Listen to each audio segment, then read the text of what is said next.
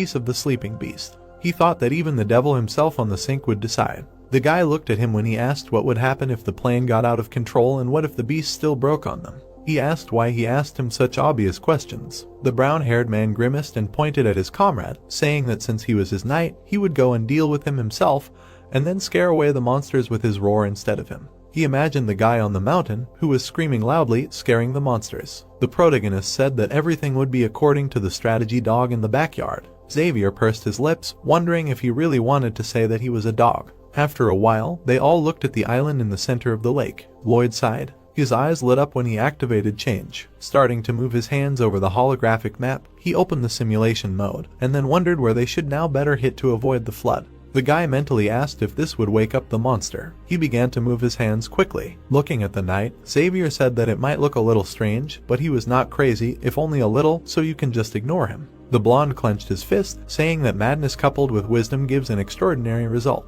Someone was looking at the people on land, noting that they were back again. Air bubbles began to rise up. The monster thought that he forgave them last time, but if they disturbed his sleep again, he would strike them all to the last one. Underwater, the purple eyes of the royal storm lit up. The bright sun sparkled in the net. The guy with a dissatisfied face listened to loud laughter. Bayern lay on the ground, painted with small animals, and laughed. Suddenly his face darkened. The brown-haired man looked at him with dissatisfaction. The man rose to his feet and noted that he should have told them something. While the cubs were rubbing against his legs, he explained that they had been separated from their mother during the invasion, and he was calling to ask him for permission to keep them. Rubbing his cheek, the protagonist noted with a puzzled face that if he remembered correctly, they would become wild as they got older, and it could be a little dangerous in the future. When Bayern said that it wouldn't happen, he asked him why he was so sure about it. The man's face blushed as he said that they were too adorable. Lloyd narrowed his eyes in displeasure, putting